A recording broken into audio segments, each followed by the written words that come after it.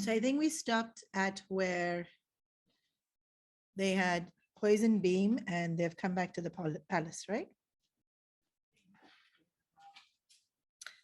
They had well, they're like graduation ceremony, and Karna turns up, Kunti faints, and Duryodhana and Karna become friends. Yes, that is where we stopped. So, and we saw that insult, dealing with insult is interesting, how we can, one insult can last with us for so long. I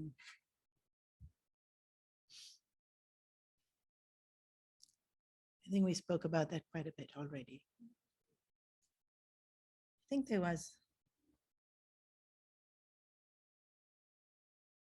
Okay, anyways, let's move forward. So Dhristrashtra, the blind king, he was very, he's a very interesting character because he's like a perfect diplomat. He knows the right thing to say. So when people would say, oh, you must be so happy, Pandur's children are here. I love my brother dearly. It is such a joy for me to see his children grow. Whereas actually, not that he didn't. To be fair to him, he actually loved Pandu. But there was this, I want my kids to be the king, which was quite deep in him. And so when he was told, but you know, the kingdom was Pandu's, and so it rightfully belongs to Yudhishthira, he would totally, and not only does it belong to Yudhishthira, Yudhishthira is a noble person and would make a worthy king. So he would say, like, spot on the right thing to whoever he was talking to. And so this is interesting because, you know, we meet so many different people in the world, and even in terms of knowing ourselves, that we can know something and we can understand it to be correct and the right thing to do. And we can be so far away from being able to do it. Or in the Dhristrashtra's case, actually in the Dhristrashtra's case, there's still a slight wanting to do it. But in Duryodhana's case, such a incredible, I know it's the right thing to do, I'm not able to do it, and I don't want to do it. And so we have this split within us, in our personalities, because so it comes down to mind and intellect. You know, if you go back to the basics of who we are in that BMI chart that Gurudev has, mind, body, intellect. So body will just follow. Body actually doesn't make any demands or any decisions unless it's like it's that urgent, right? So somebody faints, then body has decided, enough, you are not pushing me around anymore. Or heart attack, it's like then body is like, I'm not listening to you anymore, I'm taking time out. But very rare will body do that. Otherwise, body will just follow. And who will body follow? Whoever's stronger, mind or intellect. So if mind is telling body, stay awake and watch the next episode of this completely faltu, nonsensical series that you are watching, then intellect is saying, it's already 2:30, 3:30, go to sleep. Your eyes are burning. You really don't need to be watching this. And now you're hungry again and you're going to eat faltu things. Go to sleep. And mind is like, just one more episode. Who will the body listen to? Whichever is stronger. Right? So if intellect's stronger, body will shut down whatever you're watching, the computer, the TV, this, and go to sleep. If mind is stronger with the burning eyes and very fatigued, you will sit there and you will continue watching. So same thing, somebody is in front of you and mind will say, tell them off. They have no right to treat you this way. Mind will do its whole rant. Intellect will say, Doesn't matter what you say, it's not going to make a difference. Rather, don't say anything and be graceful in the situation. Who will win? Whichever is stronger. Now, is one always stronger? No. In different moments, different one is stronger. Some days intellect is stronger, it wins. Some days mind is stronger, it wins. Or sometimes in certain situations, intellect will win because I'm convinced, right? Let's say I really, really value this relationship immensely. Intellect will win because I don't want to in any way endanger this relationship. Or this person I really dislike, mind will win because the dislike is so strong. So it might be that for certain situations, mind wins, for certain situations, intellect wins, depending on how strong my knowledge base is and how deep my value is in that versus how strong my like and dislike and desire is. That's what's conflicting, right? What's my desire? What's my belief, value, and understanding? So when I really, really value the relationship, my belief, value, and understanding is be harmonious, say things that will nurture this relationship to get stronger. And if you can't say anything right now that is going to be valuable, stay quiet, smile. Same understanding is there when I'm talking to someone I don't like. But the knowledge gets overpowered by the dislike. The dislike is so strong that the same knowledge is there because I'm using it for this other person. But this dislike is so strong, knowledge, it's drowned out. You know, like sometimes just earlier, she was vacuuming while I was trying to talk to someone. Can't hear my voice over the vacuum. That's what, so the dislike is so big that intellect is saying, you know, no need, be harmonious. It's not actually going to help you, but you can't hear it because the dislike is so loud that you hear only the dislike, and then you go ahead and you say something and probably make the situation worse. More likely than not, if you're listening to mind, you're making the situation worse. More likely than not. Sometimes it's okay. Like somebody was telling me today, they've been very, very, very disciplined, but they really, really want to eat these certain things that they like to eat. And then it's so hard to control. I'm like, just eat it, yaar. Sometimes let mind have it. Right? But sometimes, more often than not, actually, don't listen to mind. Listen to intellect. So we have these two aspects of our personality. And there's a divide when mind is not listening to intellect. Please note, I'm not saying that they don't get along. It's one-way traffic. Which way is the traffic?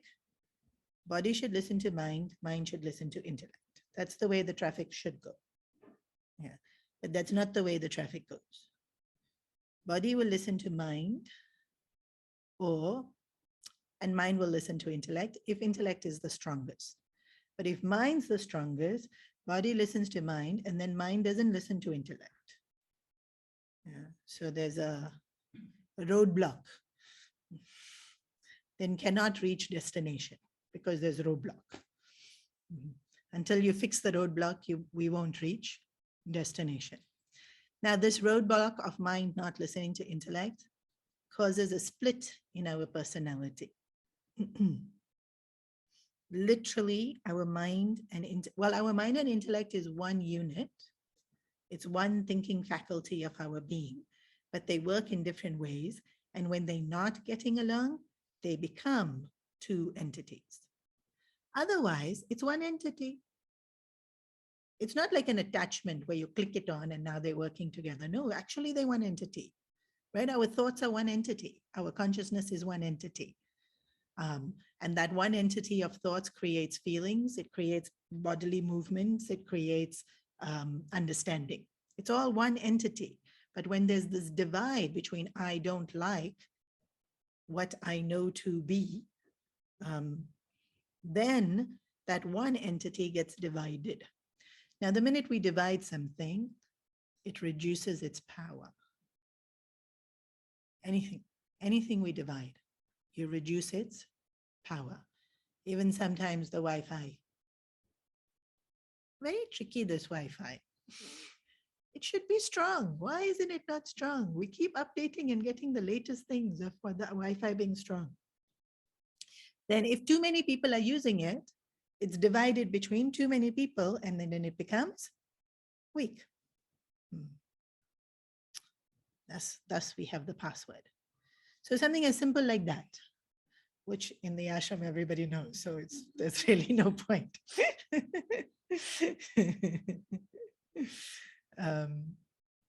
What am I saying? Anything, something like Wi-Fi, when you divide it, it weakens.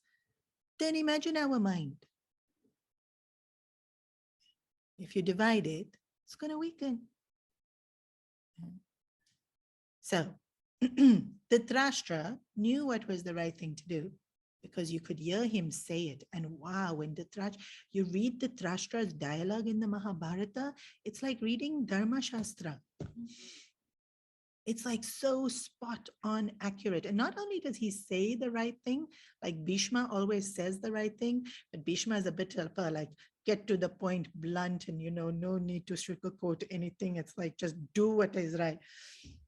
When Dhritarashtra speaks, not only is he saying what's right, he says it so sweetly that he'll convince you also it's right if you weren't convinced before.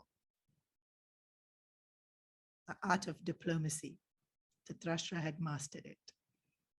He knew what was the right thing to say, but he also presented it in such a nice way. Like really, you read the Dhritarashtra's sections and you're thinking, so nice. Who's saying this? Because next moment, it changes. So this was interesting thing about Dhritarashtra. He was blind, and so he never knew who was around. So he always said correct things. But every now and then, the Duryodhana would have a conversation with him and say, there's nobody here, stop pretending. And then his dialogue would change. Interesting. It's so much like us. When people are watching, we're so nice. My parents tell me this all the time. I'll say, the kids are so sweet. They've come out so nice in front of you. In front of you, they're very sweet and nice. You should see them at home. That's what we do, right? When we think people are watching, and the Dhritarashtra is blind, and so he never knew when people were watching or not, but he constantly put on this diplomatic stance. And then what's actually inside? I'd read, it's not completely accurate, but it's a nice kind of way to think about it. If you really want to know who you are, how do you behave when nobody else is around? Do you still wake up early and shower?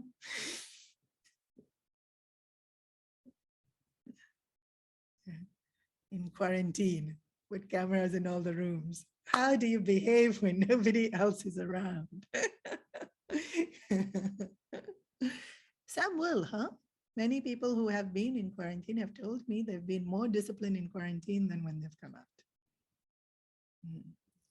They woke up early, they exercised, they ate well, they did their whatever things they did. Then the afternoon was free, then they chatted on the phone. Then evening again, they did their routine. And in fact, after they came out, too many people I have to meet, cannot do my routine. Who are we really?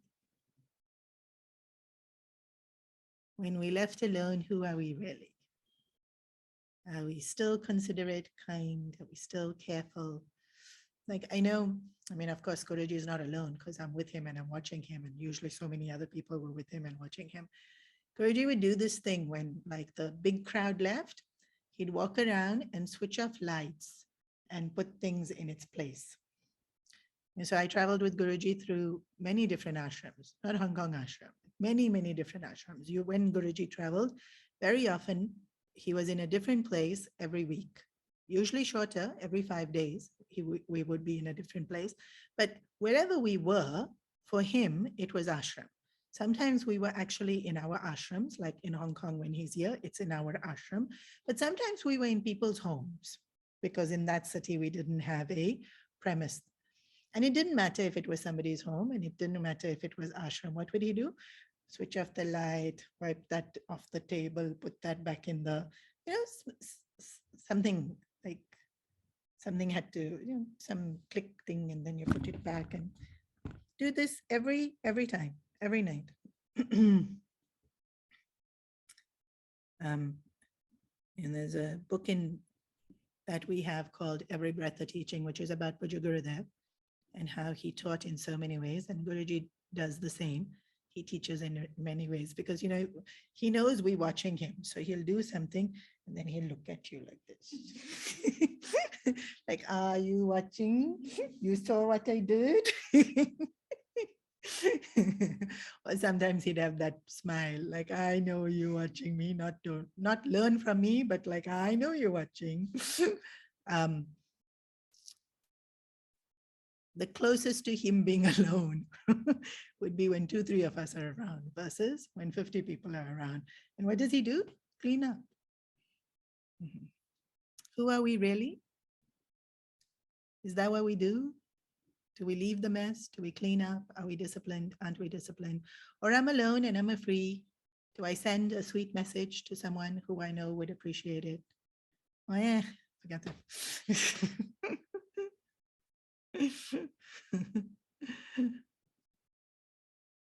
Who are we really?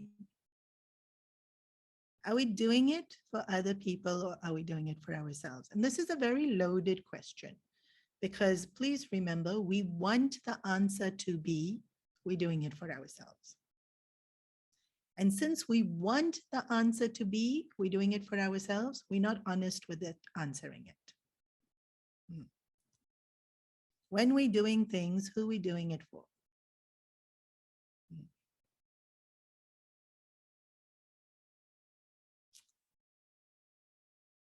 Unfortunately, very often, it's for other people. And the impression that they have of us. Few things we do for ourselves. And the most rare we do for him. Why are we doing it? That's what he wants.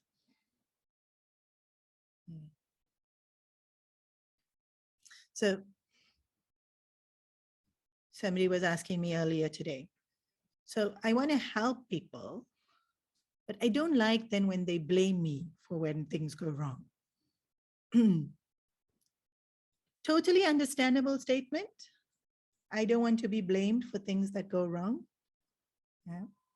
So answer. Who are you doing it for? You're doing it for them, then they can blame you for things going wrong. You're doing it for Krishna. Will Krishna ever blame you for things going wrong? He might laugh at you for being an idiot. He'll never blame you for things going wrong, even if you made a horrendous mistake. So who are you really doing it for? If you're doing it for Krishna, you'll do. And then if someone does blame you for things going wrong, that's got nothing to do with you and Krishna. They need not interfere with my relationship with Krishna. Now this situation has happened, they blaming me for whatever goes wrong. Apologize if you really made a mistake. How hard is that? Is it really that hard? For some people it is. Great. If it's hard for you to apologize, this is awesome. It's one of the things we need to learn. There was this American lady who came and did a course for us when we were brahmacharis. I think I've mentioned this once before. So she took a workshop for us and she said, I want each and every one of you to come forward and say these 3 sentences. Yeah. One, I think, was thank you. But definitely one was, I'm sorry, I was wrong. What was the third one? I don't know. I told the story before in the podcast. And I remember thinking, why is this even an activity? Like, we're learning Brahma Sutras in the Vedanta course. So what's this American doing here making everyone say, I'm sorry, why is she here? Until I got into the field. Field is this. Field is when we come and work with you guys. People really struggle saying, I'm sorry.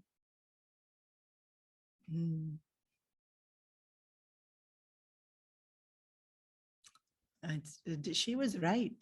All of us need to practice saying it because there's not a single one of us that won't make mistakes. Yeah. Okay, so why am I helping somebody? For them, then I'm doing it for people. Be honest. Sometimes I am helping them for them. I want them to like me, or I want somebody else to like me because I'm helping them and they friends or society or something. Or am I helping them because Krishna is in everyone? He's given me this opportunity to serve.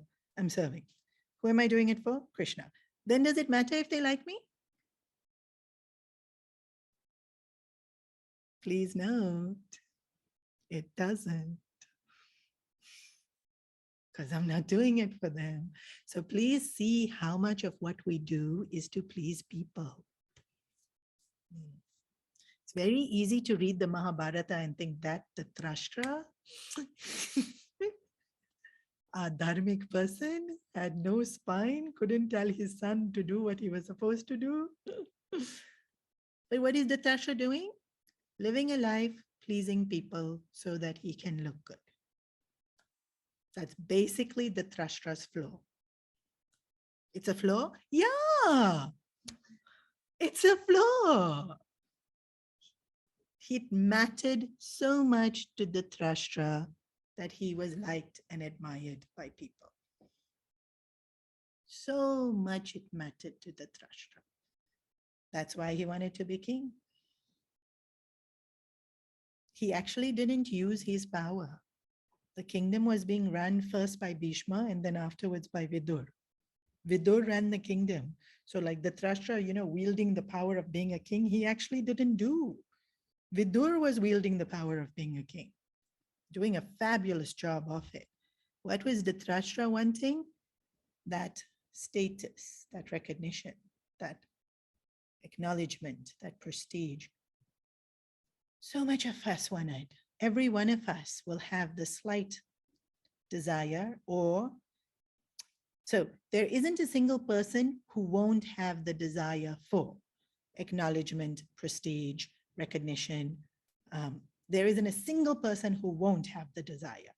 But the degree of how much we have it really drastically can vary from people to people, person to person. Okay, so when we have this desire, it will cause split between my mind and my intellect. Why? Because intellect will tell me this is right. And mind will say, people won't like me if I say that. People won't like me if I do that. So it doesn't matter if it's right. Leave it. So there'll be split. Now, why this is important? Why am I keep talking about the split? Why have I kept going back to the split? When we talk about surrender, We can only truly surrender if it's working as one unit. If mind wants one thing and intellect is telling me something else, which one am I surrendering? Only half, right? I surrender mind, then intellect was not surrendered. I surrender intellect, then mind has not surrendered. Because one will win, because they're contradicting each other, because they split. So one, the split makes us weaker. The minute you split anything, you become weaker. Secondly, you can't do what's the most important thing to do, which is surrender.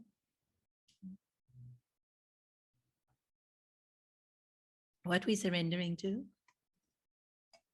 Actually, ideally, body surrenders to mind surrenders to intellect surrenders to Krishna, which is the Gita chariot. You see the Gita chariot, the horses are the senses. The reins are the mind. The mind is held by the charioteer. So horses are the senses, reins are the mind, charioteer is the intellect. What did Arjuna do? Tell Krishna to be the charioteer. That's why the Gita chariot is so amazing. Yeah. Many reasons it's amazing. One of the reasons the Gita chariot is so amazing, because senses have to surrender to mind has to surrender to intellect has to surrender to Krishna. But if mind and intellect are working separately, which one will go to Krishna? They're too busy fighting with each other. So it won't happen. Dhristrashtra had this split in him. Dhristrashtra's split was, well, you can't really put a number to it, but let's say 50-50. Actually, there was a part of Dhristrashtra that genuinely wanted to be able to do all those things he said, genuinely loved his brother. Then you have next generation. And so this is an interesting thing. Every generation gets worse with the, how to say it?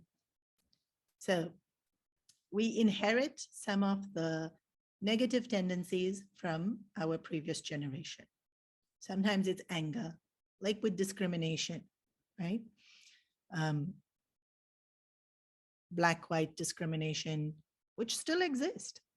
But if you think about it, when slaves were there, so then parents have already the discrimination, kids born into that, their discrimination is worse than their parents because they born into that mindset. Yeah. So Dhritarashtra already had the split. Duryodhana inherited this greed of wanting, actually Duryodhana wanted power. He didn't just want status. He wanted power, he wanted status, he wanted recognition, but most of all, he wanted to make Bhim suffer.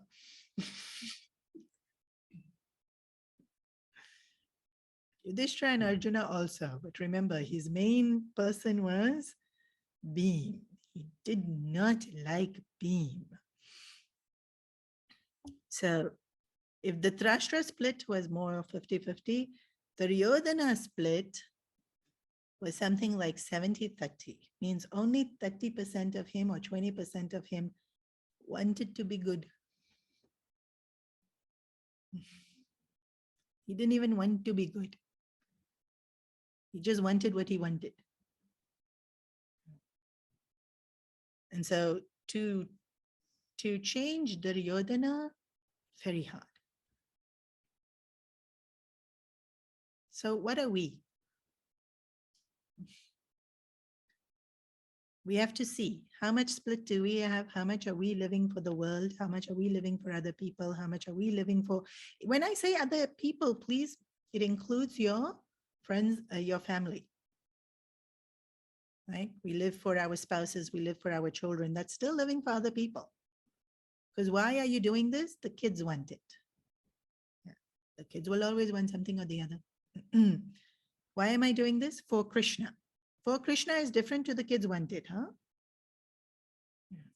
So when I say we're living for other people, please don't think other people are these no face people that we cannot see. It's the ones we can see that have very real faces which are right close up to you. The ones you are hugging and kissing and calling baby and honey and sweetie and all of those ones too. Included in trying to please these people. We live our lives trying to please people. Um,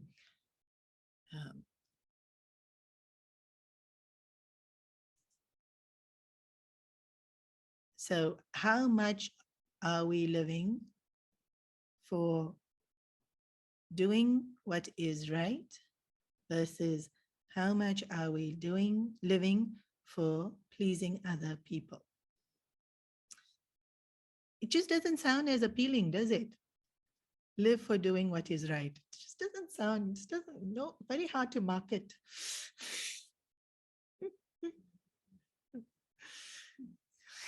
How to market this? Whereas do something and the other people will like me, very good marketing. Facebook works on that premise. Instagram works on that premise. That's actually how Instagram works. Post like this, people will like you. Post what is good for them, they won't like you. They'll miss you on their feed. They'll block you, unfollow. Why are you telling us these difficult things to do? Leave me alone. You can see how it doesn't sound appealing, but moksha will come only when we live doing what is right, what we're supposed to be doing. When we live doing what pleases, we get stuck. We were listening to a bhajan earlier today, and my Hindi is not good, but the line translated says, Maya, this world, will make us burn, tap, tapat, like it will cook us.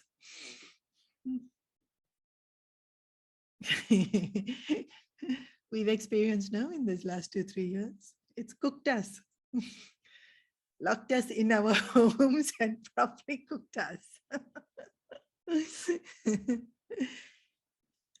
Ulja, ulja. Ulja is like translation? Trapped. This world will trap you. Relationships will trap you. Yeah. Such a beautiful bhajan. Maybe we'll play it at the end of the class. And so, how to get out of being cooked and trapped? Just chant Ram. Just keep chanting Rama's name. In this world, while it's cooking you, chant Rama's name. In this world, while it's trapped you, chant Rama's name. And then the walls of bondage fall away, and Rama's name becomes the cool relief from being cooked. And then so sweetly it says, and you'll be, then there is only Ram, and Ram itself means happiness. Then the world disappears, actually, that's what it says. The world actually disappears when we hold on to Rama's name. So why am I doing what I'm doing? If I'm doing it for Krishna, if I'm doing it for Ram, the world will disappear. These people that I want to please, they will disappear. I'm worried they will blame me and say I didn't do it right, but they'll disappear. Why have to worry about them blaming me? They won't physically disappear, but that bandhana, that bandhana of that disappears. So coming back to Duryodhana, now he's so strong. Mind is 70%, 80%, intellect is only 20% or 30%, or maybe sometimes even 10%. How to improve if you are Duryodhana? So firstly, don't let it get that bad.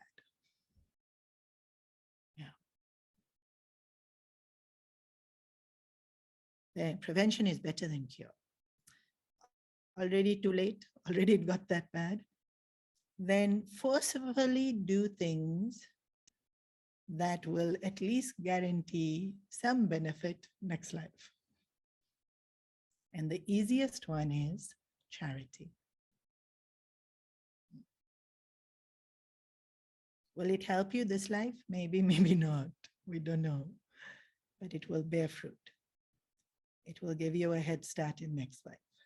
So I'm so selfish. I'm so worried about what people think.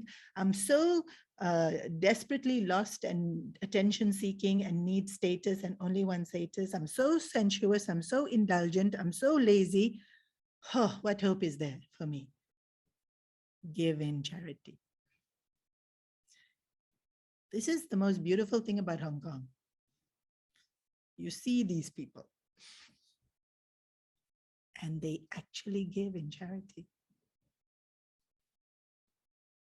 Every time they give, I think, very good. This will save you. But you have to give a lot in charity because the tamas is so strong. So the stronger your tamas is, the more you should give. Why? Because no other sadhana is going to work. This 70, 30, 20, 80 ratio is very hard to work with. That, and of course, you're foolproof. Even if you 100% tamas, there's one thing that can help you get out of it, and that's, I just said, chant the name of the Lord. But then if when these, sometimes we don't want to chant the name of the Lord, it's very boring. I'm not saying. This highly tamasic person is saying. Somebody was here with me the whole day today. I was saying Ram the whole day today. I have a witness. But they will add, that will be the perception, right? When the mind is in tamas, we will think it's boring to chant. Never mind, leave it on the radio as background noise. Instead of Bloomberg and CNN being background noise, let Ram's name play as background noise. I'm not listening to it, but let it be there. Something will go.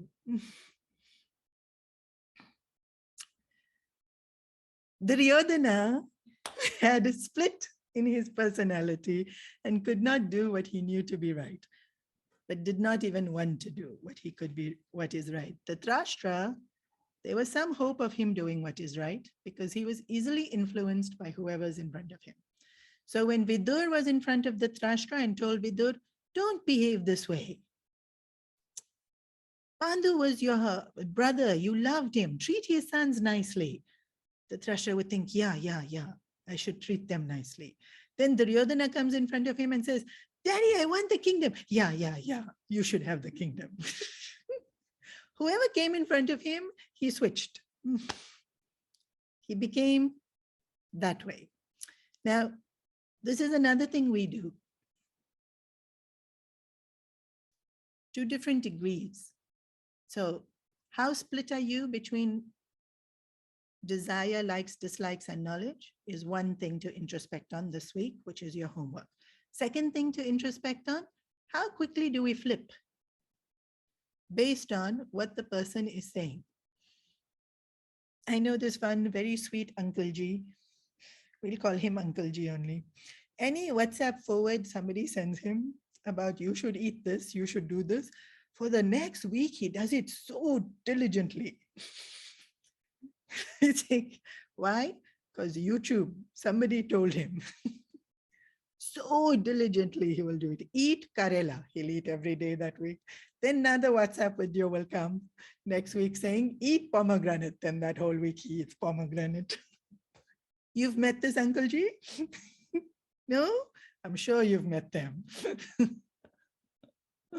Food is easy, but with saying we change. Whoever's in front of us telling us to do something, we do. The food is easy. The whole world started eating kale. Who heard of kale before? Why are you eating so much kale? Is it even normal to eat so much kale? Quinoa, where did it come from? South America, thank you. Let them eat it. Why are we eating it? And then you tell our kids, eat dal rice, and they'll make face. Are we are Indian, eat dal rice.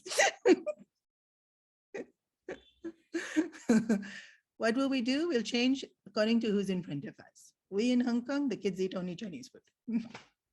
Noodles, not even the healthy part of Chinese food. Go to America, our kids eat only all that food. Whatever we are exposed to, we change, flip.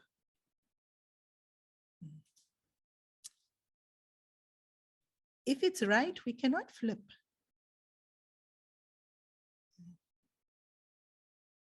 It can't be my mood. I'm in the mood to do what's right. Cannot be. I can have mood what to eat.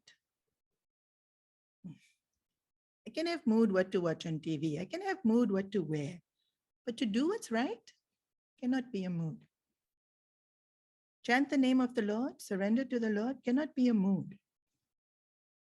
It has to be always constant.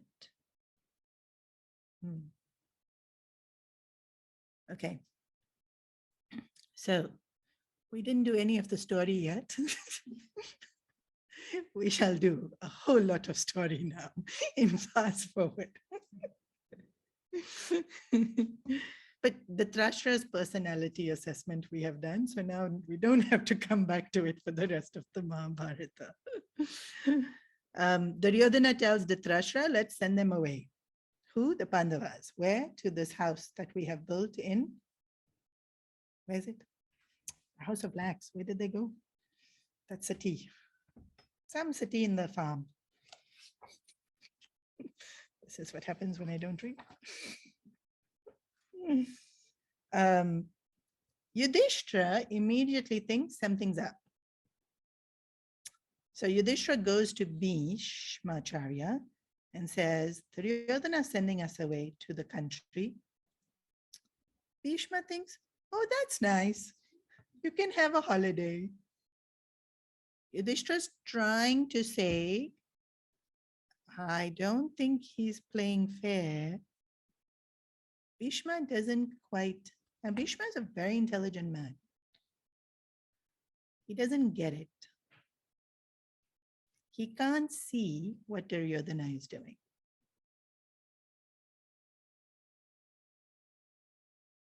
Bhishma is so intelligent that it's actually surprising that he can't see it. So the only explanation is he didn't want to see it. Bhishma had come to this point in his life where now enough. Now let them do. I already reached that point. Bhishma lived way longer than me. I'm already, now y'all please do. So, what we learn from Bhishma here is you can't ever lose your alertness. Bhishma had lost his alertness. Like you stop paying attention. In a family, you stop, in a relationship. Why family? In a relationship, you stop paying attention and then, it starts slipping. Misunderstandings creep in. The other person feels alienated and they feel you don't love them as much. You don't value them. In just a relationship, that will happen, huh?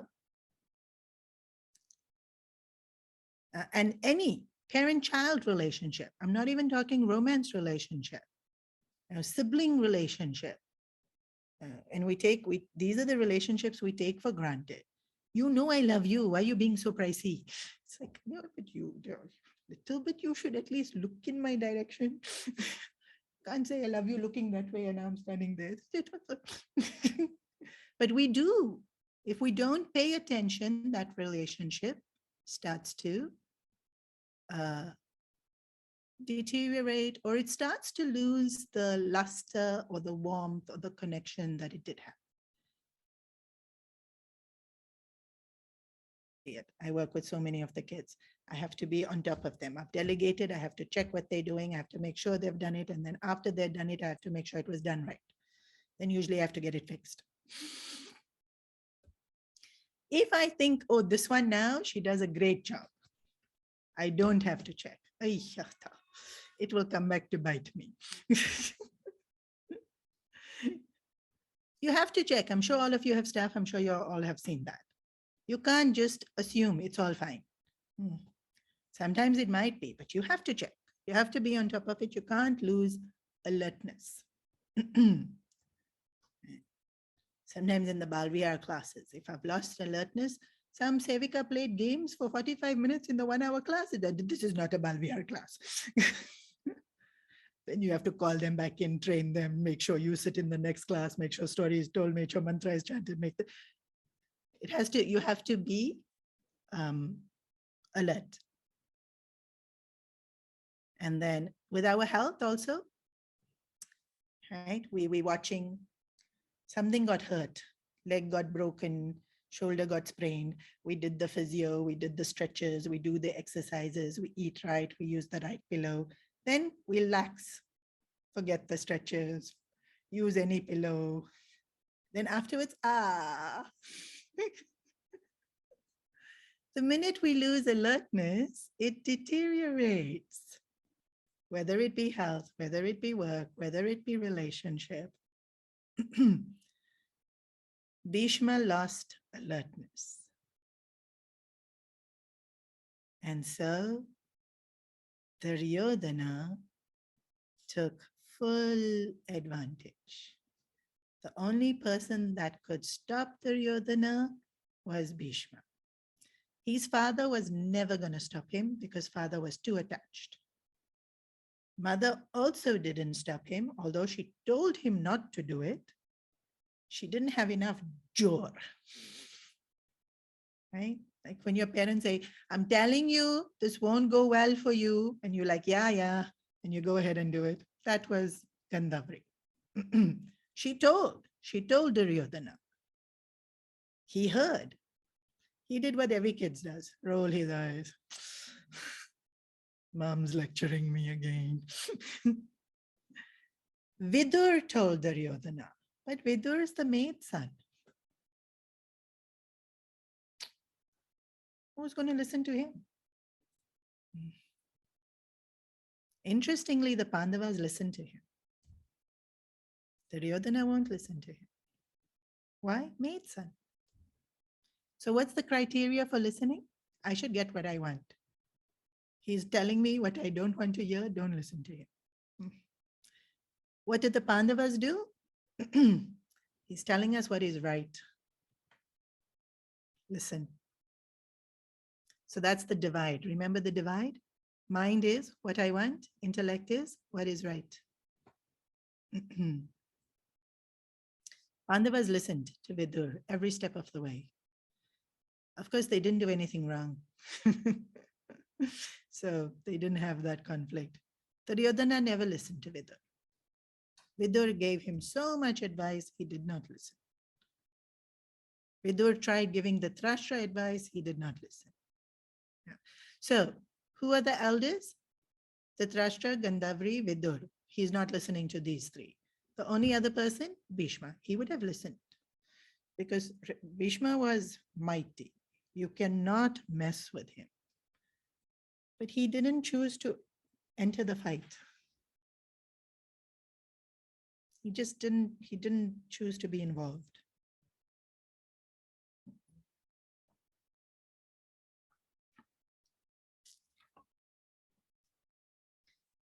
And that's what happens. You know, when I was rereading this section of the Mahabharata, I heard one of the santas, when they were speaking on it, do a whole parenting talk based on the Dhristrashtra's parenting of Duryodhana and Bhishma's parenting of Duryodhana, how to bring up a super villain.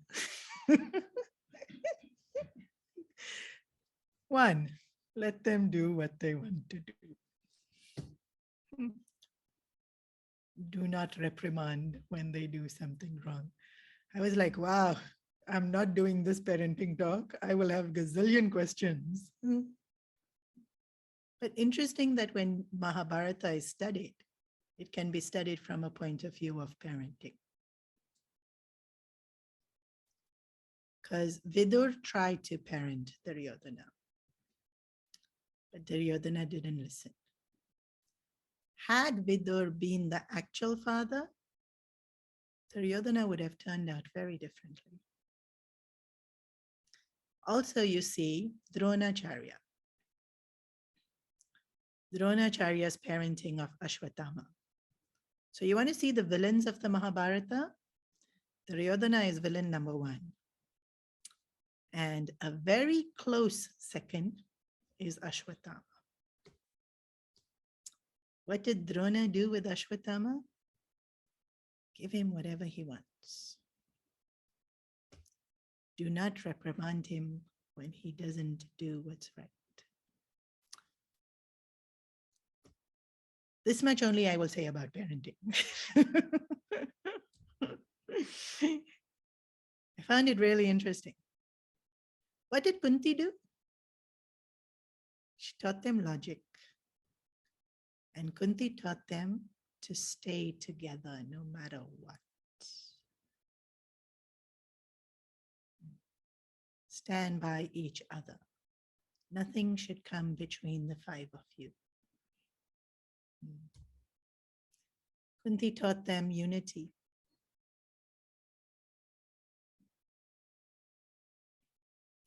And they listened to Vidur because Kunti would follow what is right. Kunti followed what's right, not what she wanted. When Kunti got married and came to Hastinapur, she could have said, Pandu shouldn't have a second wife. In those days, women could say, I don't know if Bhishma really would have listened, but she could have tried. She didn't say. She accepted Madhvi. She was really nice to Madhvi. Yeah. When Pandu got cursed, Kunti did what's right. She kept herself covered. She kept distance. So did Madhvi, poor thing, for many years. 1 weak moment, but that's all it took, right? One moment it took. Not to fault Madhvi. She did well. We all sometimes have moments. But Kunti didn't. Kunti never had that moment of weakness. Yeah. Then even when they're being persecuted, what did Kunti do? What's right? Yeah. She didn't fight. She could have gone and told Bhishma, make Yudhishthira king now, give the kingdom to him now. He would have, because Yudhishthira was already worthy of being king. She didn't. Because that would have made them, it would have hurt Dhristrashtra. She didn't do it because she didn't want to hurt Dhristrashtra. Till the very end, till they die, she doesn't hurt Dhristrashtra.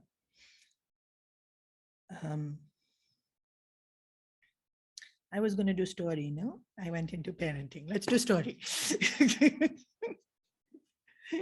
No more parenting. So Dhritarashtra said, let's send them. No, Duryodhana said, let's send them away. Yudhishthira said to Bhishma, they're sending us away. Yudhishthira didn't get it. So then now Yudhishthira thought, Bhishma didn't get it. So Yudhishthira thought, now what to do? Who's going to help us against Duryodhana? And he pretty much realized, not his family. The family is not going to help him against the Duryodhana. So they have to find outside allies. The one person who did help them was Vidur. The minute Vidur found out that they were being sent away, he sent spies to check what's going on. He found that the house was built of lac. I don't know what lac is. Apparently a type of wood which is very flammable, or something like wax that is very, very flammable. So the house was built of this lac, which was very flammable, and the goal was to burn them while they were asleep in the house. Vidur found out. Vidur had a tunnel built by which they could escape. Now, they were always in public. So Vidur spoke to Yudhishthira in code. When you read the code, you have to be really smart, huh? To understand the code. It's talking about all about nature, about when it rains and this happens. And then the mice go through their tunnels to avoid the rain. Something like if you're listening to this conversation between Vidur and Dhristrashtra, you think you're watching National Geographic's animal behavior patterns in different seasons. What was Vidur telling Yudhishthira? They're going to burn you while you asleep. Make sure you find the tunnel. Make sure you dig it to completion before they burn you and get out. So they went, they played along with the game. They managed to find 5 men and 1 woman one night. Everyone got drunk. Actually, they didn't get them drunk. They got drunk on their own. It's a little bit sad. They sacrificed these people, but these people were all working for Duryodhana, and they were going to set the house on fire. But instead, the Pandavas set the house on fire, and they escaped through the tunnel. When they escaped through the tunnel, the next morning, 6 bodies were found, 5 men and 1 woman, but burnt bodies, so you can't recognize them. News was sent to Hastinapur that the Pandavas have been killed in the fire. You should have seen the acting Duryodhana did. Total Bollywood style, which means they can't act and it's overacting. My cousins, what horrible news this is. Total natak they did of the devastation. They had full-on funeral. They had, death ceremony. They mourned, they weep, they wore white clothes, they walked around looking on the ground, pretend tears fell. Inside, he was so happy. Finally, he was rid of the Pandavas. So coming back to, how do we live our lives? Duryodhana lived not showing who he was, showing what the public wanted to see. I mean, every politician, not only Duryodhana. Yeah. I think all politicians deserve acting awards. So sincerely, they promise things. No? Do they try? Don't they try? Who knows? Maybe they try also. We don't know. Can't be easy. Bringing about global change can't be easy. Dealing with so many egos, so much pride, so much human tendencies. Changing ourselves only is so hard. They might be trying also to change the whole world.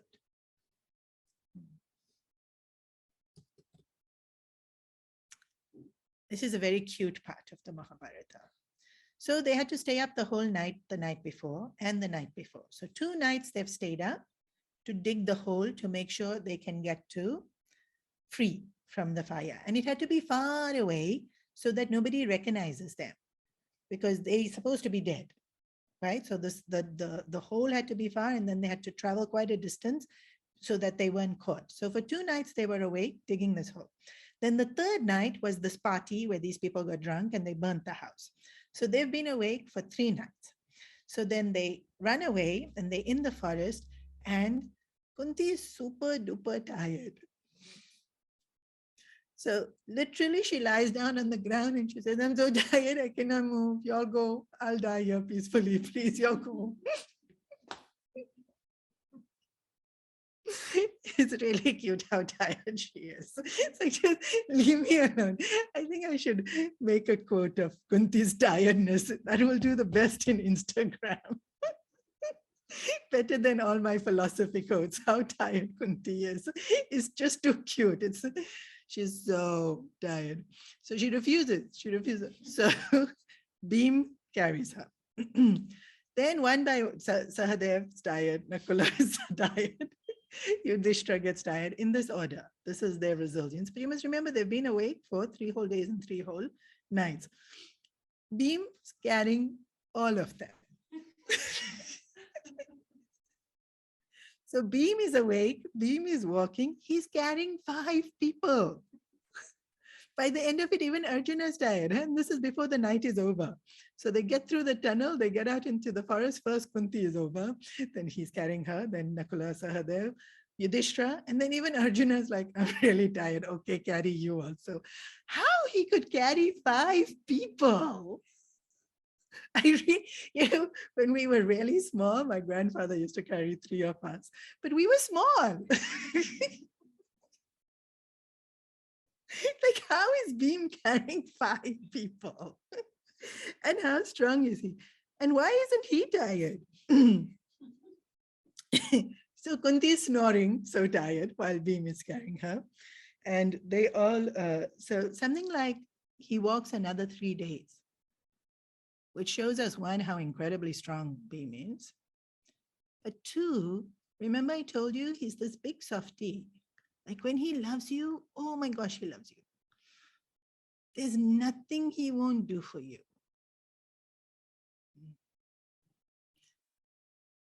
So then they far enough away now. So he puts them all down and he says, let them sleep peacefully. Does he go to sleep? No, because they all sleeping. What if some creature comes, attacks us in the night? So he decides to stay awake. So now 3 days have passed. They have truly rested. Kunti wakes up and she says, I'm so thirsty. And so he says, let me take you to the pond. No, I'm too tired for you to even carry me. So Bhim goes to the pond, he gets leaves and he rolls the water and makes like a bowl out of the leaves and brings the water back for not only Kunti, for all of them. So this pamperingness of Bhim is incredibly sweet. But also how much they rely on each other and how much the uniqueness of their bond you see in when they like this. And so then they all go back to sleep except for Bhim. And while this is happening, 2 Rakshasas are living in the forest, Hidamba and Hidambi, brother and sister. And Hidamba smells human flesh. Like we smell chocolate cake, they smell human flesh. Hidamba gets very excited. Humans! Dinner is going to be super yum today. So he tells his sister, go and catch them. We'll have a nice dinner. What was he doing? Probably getting some other ingredients. You know how send one person supermarket here, send one person fresh market here. Delegation of labor. I'm not sure exactly what he was doing, but he sends Hidambi to go get the humans. Rakshasas are very, very, very powerful. Rakshasas can very easily destroy humans. like this, they can kill humans. Hidambi comes and she sees 5 people sleeping and Bhim sitting up, watching over them. So she's already very intrigued by Bhim. Now you see this description of how she is describing Bhim. You know, usually when you see Mahabharata, Bhim is this plump, big-bellied guy. Full six-pack he has. Who's describing? Hidambi. Broad shoulders with six-pack. The whole, too much description actually is given. No need to give that much description also, but she's obviously besotted. By the way she's describing Bhim, you can see the angle of the what's this, the jawline, everything she said, I noticed. Basically, she was drooling. So she decided, cannot have him for dinner. He's too good looking. You know that, what's that vampire movie, Twilight? Same storyline. Nothing original. Every idea you see of all the movies already in Mahabharata, it is there. She's also, he's her food, but she falls in love with her food. Same, that vampire dude falls in love with his food. So Rakshasas have many powers. They can disguise themselves and make themselves look in whatever way they want to look. So she makes herself look extremely beautiful. human size, human shape. She comes in front of Bhim. And this is another very beautiful thing about the Mahabharata era. They didn't spend time flirting. They got straight to the point. Remember when Ganga and Shantanu met? Let's get married. Was second line in their conversation. It was like, hi, how are you? Let's get married. There was, no, there was no foreplay and all the rest of it. It was very, very direct.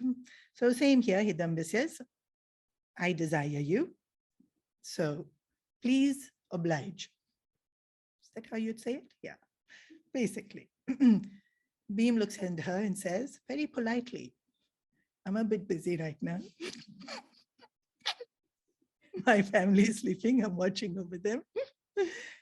Also, my older brother is here. So cannot. Tradition is older one goes first, right? So, but every now and then, Bhim would look. Even though he was very focused, every now and then he would get distracted. So, Hidamba is coming, make some noise. The Pandavas all wake up. The first thing Kunti notices is this woman. Who is she?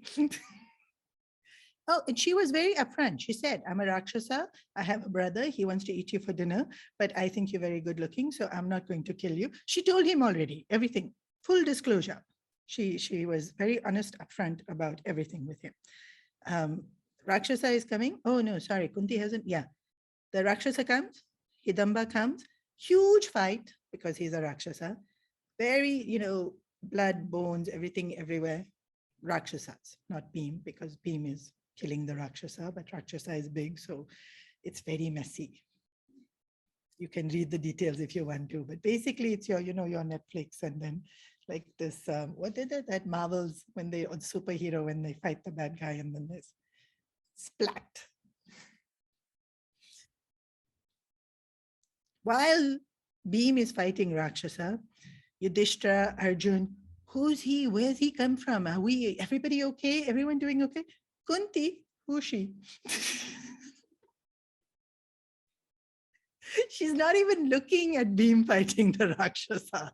Kunti wants to know who's she and why is she looking at Bhim like that?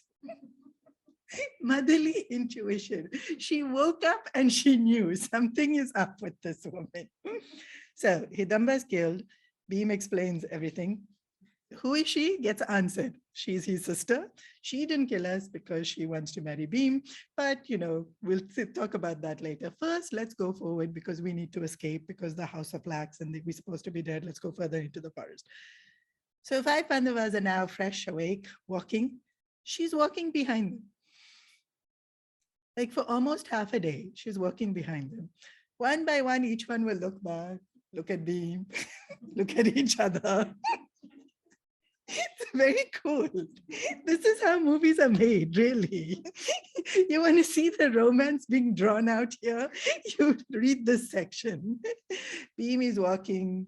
Then, pretend some mosquito is there so that he can look back. She's staring at him the full time.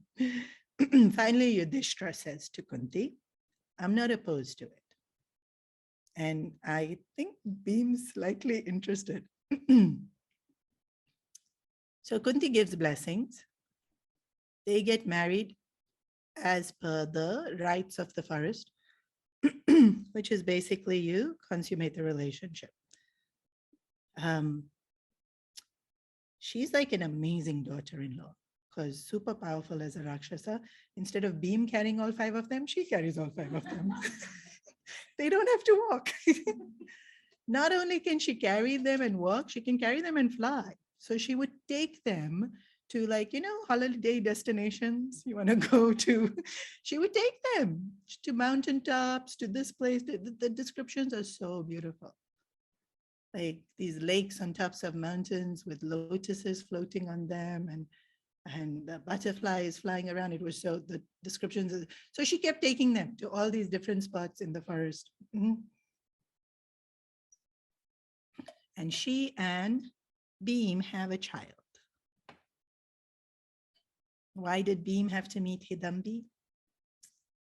To have this beautiful child called Gatakach. I really like his name. It's not a cute name. It's just such a difficult name. Like, where did this name come from, Gatakach? But when you read the Mahabharata, you can't help but love Gatakach. So he's born huge because he's a Rakshasa. He's half human. Actually, no, he's quarter human. He's quarter Devata. And he's half Rakshasa, which makes him incredibly powerful. Because Rakshasas are powerful. And then he's got quarter Devata, which is Vayu Devata, which is strength again. So he is, but he's incredibly cute. Like, even though he's this humongous baby, he's so, even the clumsiness, it's so affectionate, so affectionate. And I've seen this with so many families. When a child is born into the family, child's not born to just the parents. Child's born to the family. And so all five, and I guess he was the first. So all five Pandavas adored him. Like adored, like who wouldn't adore a baby, right? Plus he was so cute. He was so strong. He was so affectionate.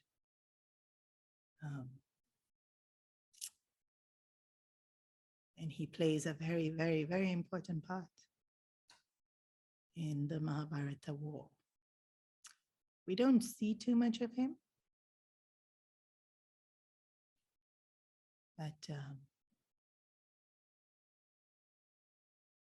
the ending's very sad. So let's enjoy today while he's born and he's so cute and he's being so pampered and he's being so loved. So we'll stop here. We'll keep Gatakach around. Any questions? Does Bhim sleep? Yeah. Once he meets Hidambi, she stays awake. No, by then, after the Pandavas had rested enough, they took turns. There was just that initial fatigue of having to escape. Otherwise, Yudhishthira is quite resilient. Arjuna is quite resilient. So Arjuna would have stayed awake often enough. In fact, Arjuna didn't need much sleep. So I'm surprised that in this description, because Arjuna would stay up even during the war. He didn't need much sleep. But I guess maybe the tax of wanting, knowing that people were trying to kill you got to him. It would get to you. Didn't get to Bhim. Actually, Bhim's love to look after them wouldn't allow anything to get to him. So, whereas the others, I think, just got physically tired and drained just from the sheer exhaustion of having to live this life and constantly be vigilant. Are they going to burn the house now? We can't allow them to kill us before we escape, and all of that. So maybe that got to him. Yeah, Bhim slept very happily, peacefully with Hidambi, looking after everyone, including him, in the mountaintops with the lotus flowers and the ponds and the... And Rakshasas can create things. One of their siddhis is that they can create things. So she used to make beds out of petals for him, only for Bhima. She made a house for them. She pampered him solid. She stalked him? No, she didn't stalk him. She was upfront. The minute she liked him, she went straight and said, I like you, please marry me. He didn't reply, so she kept following, waiting for reply. He didn't say no. He just said, my brother's older. That's not a no. That's not a no. But she was also very clever. You know who she walked next to? Kunti. She didn't walk next to Bhim. She walked next to Kunti. Wise woman. Who was going to give blessings and permission? Kunti only.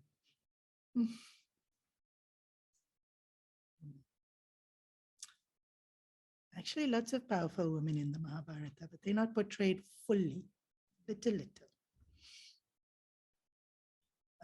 Wouldn't Gatakach become Vanara Sena? No, Bhim wasn't Vanara.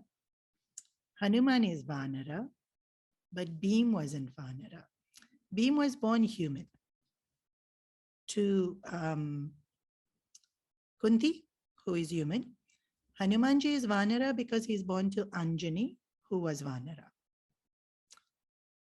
As 1/4 human, 1/4 Devata, and half Rakshasa, whose dharma would he follow?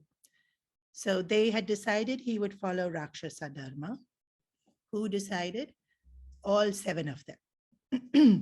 The 5 Pandavas, Kunti, and Hidambi. So decided that he would live with Hidambi in the forest and follow Rakshasa dharma. Also, his appearance was more Rakshasa. He had the size of Rakshasa. He had the siddhis of Rakshasa. So he would have had to follow Rakshasa dharma. But like Hidambi, so not all Rakshasas are manipulative and evil. They just indulgent. But Hidambi and Gatakach were both very soft-hearted. You see many Rakshasas who are soft-hearted. Even Vibhishan. Vibhishan was a Rakshasa, but very soft-hearted. His daughter, Trijata, very, very, very sweet. Very gentle, very protective, very nurturing. But indulgent. So he followed Rakshasa Dharma. Yes.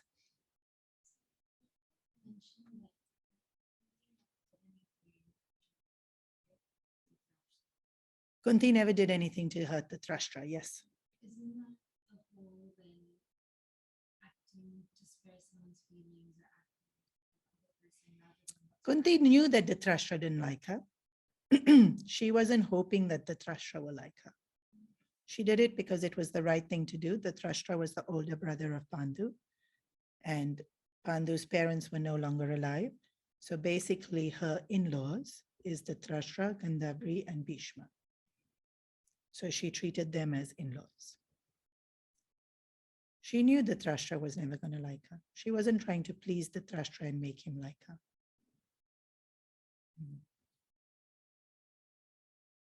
She was very clear, actually. Even when she got married and came, she was very clear. It was quite apparent. Even though he loved Pandu, his desire for the throne was apparent. He liked that Pandu wasn't around. Pandu was either off fighting wars or on some diplomatic mission or hunting. The Dhristrashtra liked. He liked to be the ceremonious person representing kingdom. So she being in the palace would have seen. But she was very smart.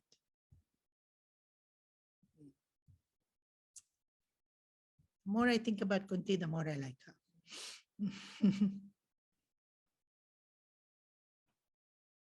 Kunti didn't try for anyone to like her.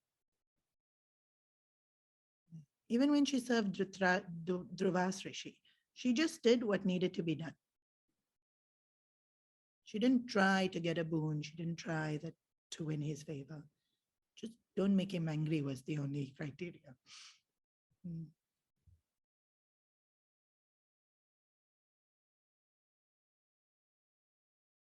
She had her heartaches. She cried.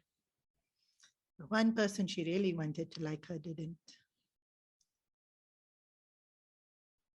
Her son, Karna.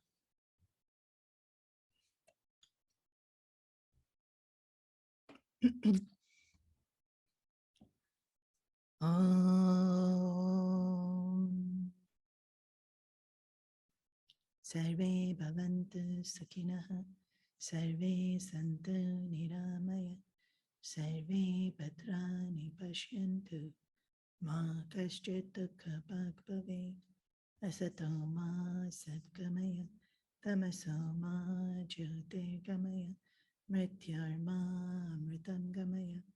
Om Purnamada Purnamidam Purnat Purnamudachyate Purnasya Purnamadaya Purnameva Vashishyate. Om Shanti Shanti Shanti.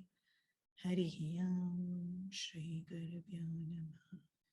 Harihi Om.